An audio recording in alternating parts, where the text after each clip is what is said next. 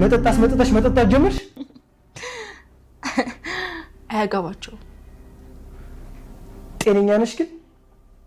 ኤቢ ሰክረሻል። አንተን አውጣ። አንተ ራስህ ውጣ ናታን፣ አያገባህም። አባዬስ እማዬስ? ቆይ ይሄን ነገር እያደረግሽ ምን ሊያደርጉሽ እንደሚችሉ ማሰብ ይከብድሻል? አባዬ ናታን ወይ ኤቢ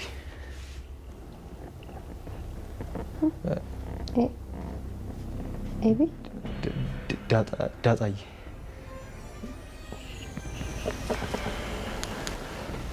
ቅድም እኮ ከሷ ጋር ስለነበርኩ ነው። በጣም ይቅርታ። አይ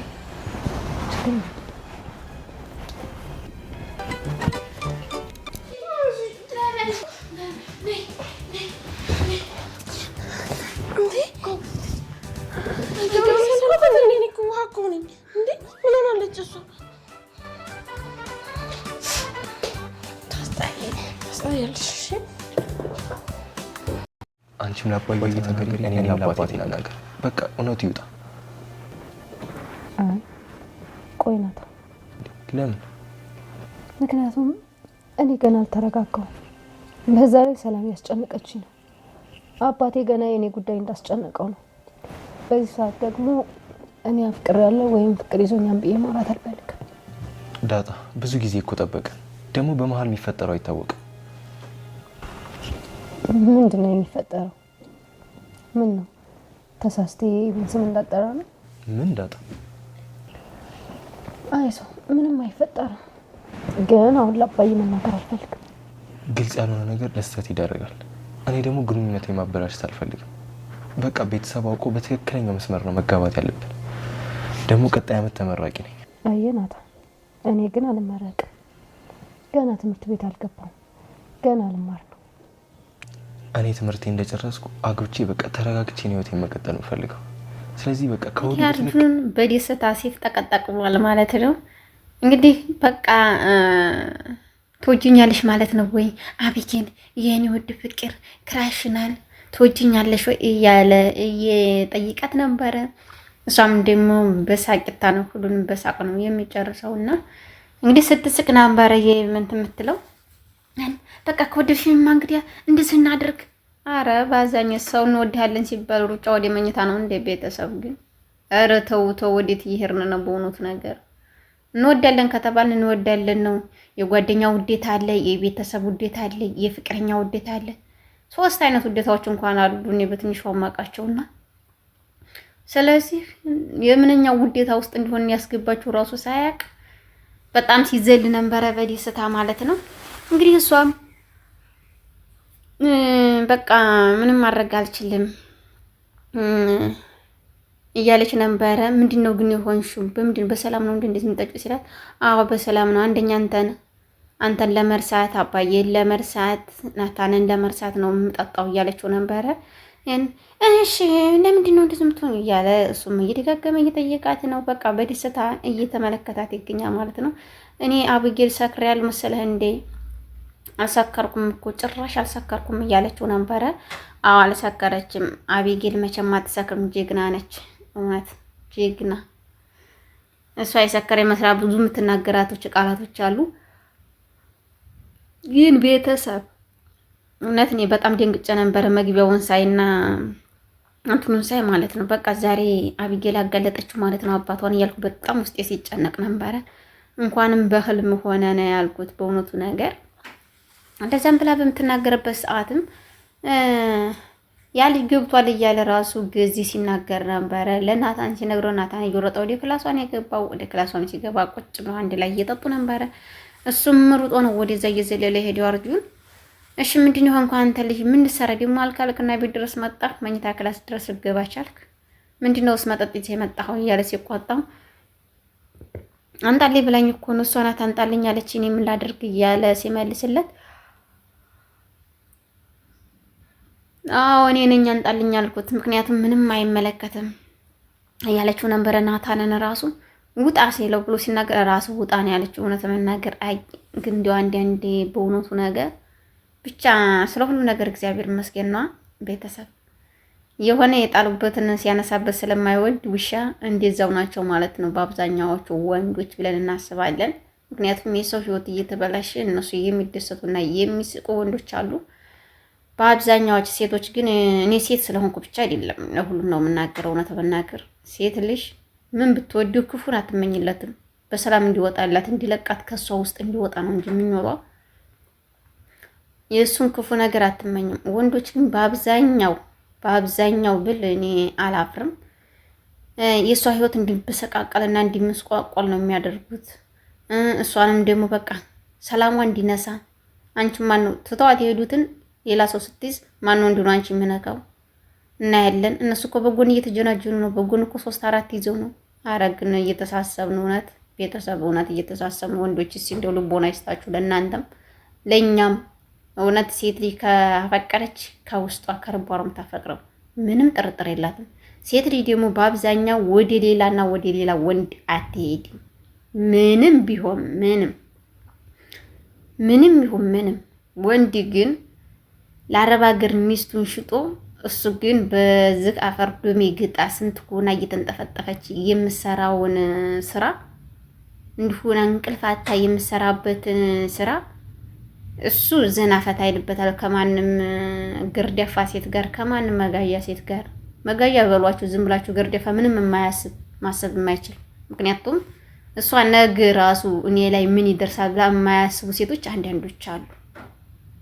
በአብዛኛው ባልል አንዳንዶች አልፈው አሉ። ምክንያቱም ሚስቱ ውጭ እንደሆነ ያውቃሉ፣ ሚስት እንዳለው ያውቃሉ። ሚስት እያለው ሰው ባል ዘንድ ምን አልከሰከሳት? እሷ ነገስ በእኔ ላይ ምን ይመጣል ብላ አታስብም። ማሰብ ደግሞ ግዴታ ነው። ምክንያቱም የሰው ልጅ እየተባል ነው ከእንስሳት የምንለየው በማሰብ እስከሆነ ድረስ አቺ ሴት ህዲያ በባል ላይ ህዲያ ብማግጥ የእሷ የዕጣ ፈንታዋ ቀጣይ ላይ ምን ይደርሳታል? ምን ታገኛለች? ምንድን ነው የምትሆነው? እውነት እኔ እግዚአብሔርን እውነት ለመናገር እስካል እኔ በጣም ነው የማዝነው። ባለትዳር ወንዶች ላይ ሂዶ የሚጣበቁ ሴቶች ልቦና ይስጣችሁ። በቃ እሷ እዚህ እየተሰቃየች ይዛ እነሱ ዘና ፈታ የሚሉበት ልቦና ይስጣችሁ። እኔ ሌላ ምንም አልልም። እውነት ለመናገር እኔ ላይ ስለደረሰ ወይም እኔ ላይ ሆኖብኝ አይደለም፣ እግዚአብሔር ይመስገን። ግን በአብዛኛው እህቶቼ የማያቸው ነገሮች ይሄን ነው። ልጅ ወልደው ራሱ በልጃቸው ላይ የሚገቡ ሴቶች አሉ። ነገ ያንቺን እሺ ሲታዩ ህይወትሽ ተበላሽ እንበል። ያንቺ ልጅ ነገ ምን ይገጥመዋል? ምን ይገጥመኛል? ልጅ ምን ይሆንብኛል? የኔ ጡር ወደ ልጅ ሲስተላለፋል ወይ ብለሽ መልካም ነገር አስበሽ መሄድ እንጂ መጥፎ ነገር ለልጅ ሰንቀሽ መሄድ የለብሽ። ገባሽ እህቴ? እሱ ያላት አንቺን የያዘ ነገ ደግሞ አንቺን ትቶ ሌላ የማይዝበት ምክንያት ምንድን ማረጋገጫ አለሽ? እኔ እግዚአብሔርን በጣም ነው የማዝነው በዚህ ዙሪያ ውስጥ ማለት በአብዛኛው በዚህ ቦታ ውስጥ ሴቶች ግን ካላት አላት ነው ለመጀናጀንና ሌላም ለማውራት ራሱ ቦታ አይኖራትም። ከሱና ከሱ በላይ ማንም ሆኖ የሚታያት ነገር የላትም። ሁሉ ነገሩን እሱ ብላ ነው አስረክባ የምትሄዱ። ግን ያ ሰው ሰብሯ ሲሄድ ተሰብራ ስትሄድ ከዛ እንደዛ ጠብቃ የምትወደው እንደዛ ሁሉ ነገሯን አሳልፋ የምትሰጠው የምትወደው ወንድ እሱ ሰብሯ ሲሄድ መልሶ ለመጠገንና ለመነሳት ግን ብዙ አመትና ብዙ ጊዜያቶች ይፈጁባታል። ደቂቃዎችን፣ ሰዓታቶችን፣ የምታወራባቸውን ቀናቶች፣ የምታወራባቶችን ሰዓቶች እነሱን ያየ መቼም ካይል ነው አይወጣም ምን ጊዜ። ስለዚህ እንዲያው ለሁላችንም ልቦና ይስጠን፣ መልካሙን ከመልካም ያገናኘን። እውነት መናገር ያው መጥፎውን ከመጥፎ ያገናኘው። ምክንያቱም ያው የፈጣሪ ሰላም ባልገባም ጅሉን ከዲህና ነውና የሚያገናኘው።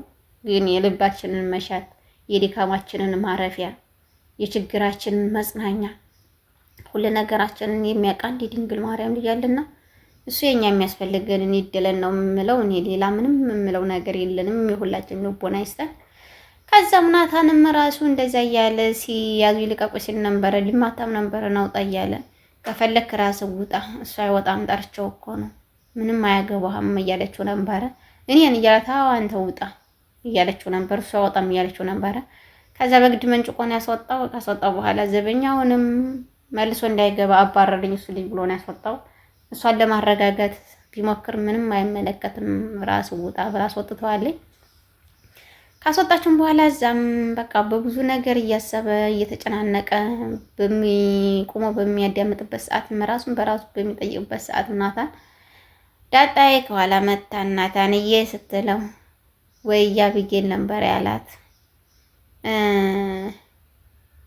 እሷ ግን እንደዛ ሲላት በጣም ነው የተቀየመችው፣ በጣም ነው የተከፋችው። እንዴት እንደዚህ ይለኛል? ለምንድን ነው እንደዚህ የሚለኝ ብላ ተቀይማ ነበር ዳጣ።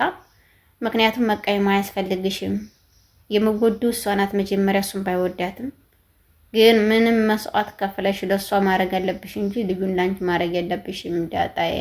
እህትሽ እንድትጎዳብሽ መፈለግ የለብሽም እንዳትጎዳብሽ እንጂ እንደዛ እያለ ለምንድን ነው አኮርፊ እንዴ? ምንድን ነው? ይቅርታ እኔ እኮ አቢጌል ጋር ኤቢ ጋር እዛ ስጨቃጨቅ ታማ ነበርና ስጨቃጨቅ ቆይቼ እሷ መስላኝ ነው ነበር ያላት።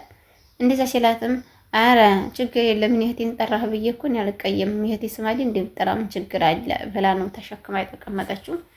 እንግዲህ እነ ውሃና እነ ምጥኔም ሲመጡ አቢጌል ታማሊ ወደ ክላሷ እንዲያከዱ ነበር ያላቸው። ታማለች እንዴ በቃ እንሄዳለን ብላ ውሃ ናት እየሮጠች ሄደችው ማለት ነው። ለምንድን ትሄዳላችሁ? አትሄዱ ታጠናብርሻለች ብላትም አልሰማችም። እዛም ሄዳ እህቴም ሆነሽ ነው አቢጌልም ሆነሽ ነው እያሉ እየጠየቋት ነበሩ። እነሱም መልስም አልሰጠቻቸውም። ተኝታ አባት ራሱ ከነንተኛ ብላ እሷ ላይ ተኝታ ስታስጮሃን ነበረ። ወይኔ በመቤት የስሜ ሳኩሳቅ አንቺ ግሬን ብቻ እንደምገትቹ እኔን ምገትች እያለች መጠን ስንስቅ ነበር የቆየ ነውና እንደዛ በምትልባት ሰዓትም በጣም ነው እንትን ያልኩት ያዘንኩት በአቢጌል።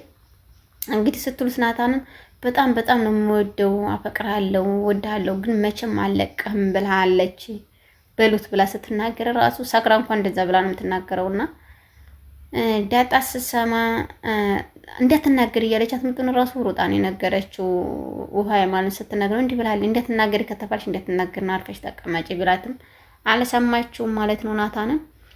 እንደዛ ብላ ስትነግረው አቢጌል ናት የነገረች ስትለው ውሃ እንትና ይቅርታ ዳጣ በጣም ተቆጥታ ነው የሄደችው ማለት ነው ወደ ውጭ። እንዴት ታደርጋለህ እንዴት ስላለች ብላ ነበር የተንጨራጨረችው። ብትንጨራጨሪ ምንም አታመጭም ዳጣ። እንግዲህ ፍቅር ያሸንፋል ነው፣ ፍቅር ወደ ያሸነፈበት ይሄዳል ብዬ አስባለሁ። በቀጣይ ግን በአዲስ ነገር እስከምንገናኝ መልካም ጊዜ እያልኩ ቤተሰብ ከዚህ ሰናበታቸዋለሁ።